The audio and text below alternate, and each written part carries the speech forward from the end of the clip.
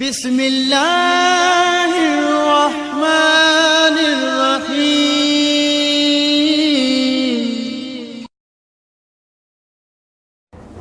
औज़ु बिल्लाहि मिनश्शैतानिर्रजीम। बिस्मिल्लाहिर्रहमानिर्रहीम।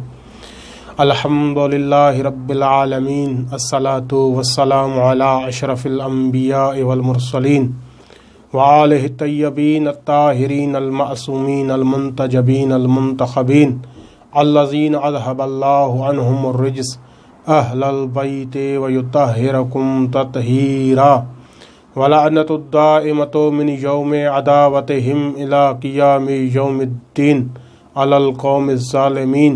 अम्मा बाद फ़क़द क़ाल नबी सल्लल्लाहु अलैहि व आलिहि वसल्लम मन नजा मिनन नारे फ़लयुहिब्बु अहले बैती। मुअज़्ज़िज़ सामीन व नाज़रीन इकराम, अॼु ॿी नशस्त मोहब्बत आले मोहम्मद, मोहब्बत अहले बैत नबी खुदा मोहम्मद मुस्तफ़ा सल्लल्लाहु अलैहि वसल्लम जो उनवान सां अॼोकी हिन मुख़्तसिर नशस्त में मोहब्बत जी मुख़्तसिर तौर माना बयानु करणु चाहींदासीं त मोहब्बत चइबो छा के आहे। अहले लुग़त जिन बयानु कनि था त मोहब्बत हिकु अहिड़ी कैफ़ियत, हिकु अहिड़ी वसफ़ जो नालो आहे जेका इंसान जे क़ल्ब में, इंसान जे नफ़्स में, इंसान जे बातिन में पैदा थींदी आहे।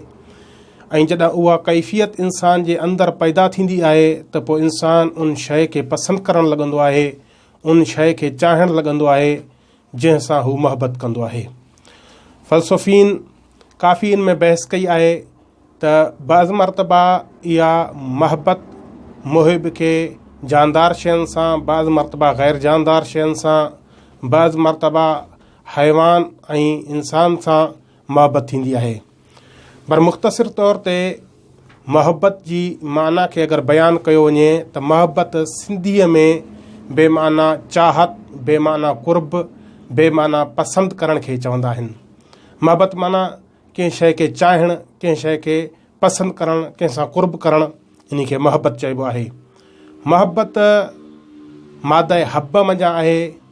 हब यो हब्बो, मद यो मद्दो जे वज़न ते काफ़ी मरतबा क़ुरान शरीफ़ में बि मादे हब जा लफ़्ज़ इस्तेमालु थिया आहिनि जंहिंजी माना ऐं मुराद पसंदि करणु वरिती वई आहे।